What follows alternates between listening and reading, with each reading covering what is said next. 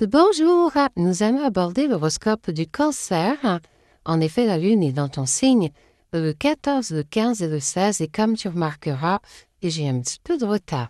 Donc, si tu es né du 22 juin au 22 juillet, eh bien, ne bouge pas, ce petit horoscope est pour toi. Alors, il n'y a pas qu'un Cancer, il y en a 3. Pourquoi? Parce que tu appartiens à un décan en fonction de ta date de naissance. Et donc, on va voir à quel décan tu appartiens. Les personnes qui sont nées du 22 juin au 1er juillet, ta planète, c'est Vénus. La beauté, le charme, l'esthétique, la droiture et la régularité. Vénus est en maison 10, il va falloir que tu mettes à l'action, que tu essayes de trouver un équilibre, surtout dans les questions qui sont liées à l'emploi. Les personnes qui sont nées du 2 juillet au 12 juillet, ta planète, c'est Mercure. La communication, le commerce, les échanges, l'intelligence, la réflexion et souvent les petits déplacements. Pareil, ta planète Mercure est dans le secteur 10. C'est bien dans ce secteur qu'il va falloir peut-être exprimer les choses. Et ensuite, le 3e décan. Les personnes qui sont nées du 13 juillet au 22 juillet, ta planète, c'est la Lune. La sensibilité, l'hypersensibilité, quelquefois la susceptibilité, et ta Lune est en secteur 2, alors toi, tu vas beaucoup plus te préoccuper ou t'inquiéter, ou t'occuper, de questions qui sont liées à l'emploi, mais surtout aux revenus, aux gains, aux finances, à tes possessions. Donc, on va voir ensemble ton petit horoscope général dans chaque domaine. Mais avant, n'oublie pas de liker, de commenter, de partager et bien sûr de me mettre dans tes favoris. Alors, côté amour, ça va t'intéresser. Il semblerait que l'amour soit un petit peu capricieux en ce moment. Cette phase n'est que temporaire. Partant du principe, pour les 2e décans, vous avez votre planète Mercure qui est rétrograde.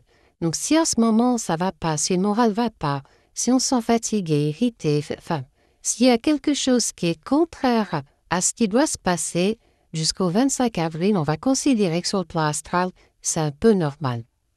Alors, n'hésitez pas à vous centrer sur l'amélioration du choix de sa personne, de ce que vous dégagez vis-à-vis des autres côtés amour. On n'oublie pas qu'on est le reflet, bien souvent, de ce que l'on voit. Donc, si tu es bien, si tu es souriant, c'est l'effet miroir, c'est l'effet miroir. Par contre, si tu boudes et que tu n'es pas agréable, eh bien, tu vas trouver que les gens ne sont pas agréables, mais tout part en fait de toi. Alors, vous désirez donc aller bien sûr de l'avant.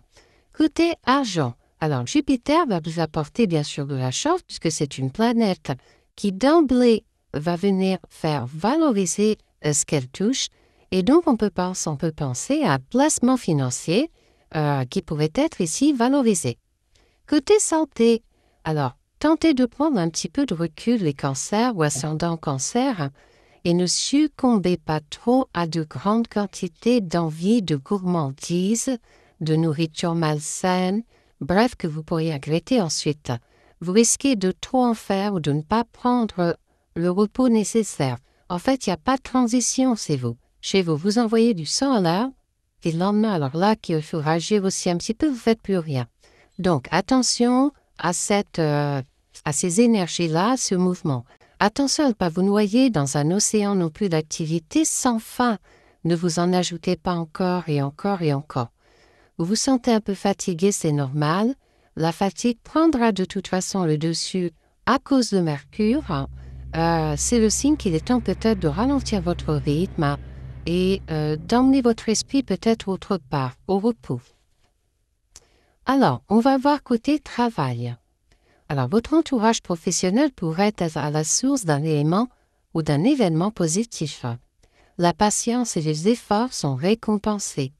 Même si les reconnaissances ne viennent pas tout de suite dans l'instant T et immédiatement, croyez-moi, le meilleur arrive.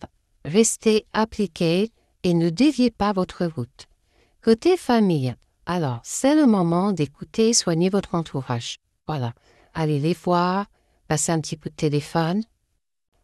Immergez-vous dans cette atmosphère familiale, surtout le 3e décan, puisque la lune appartient au cancer, là, pour ce décan-là, mais pour tous les cancers en général, bien sûr.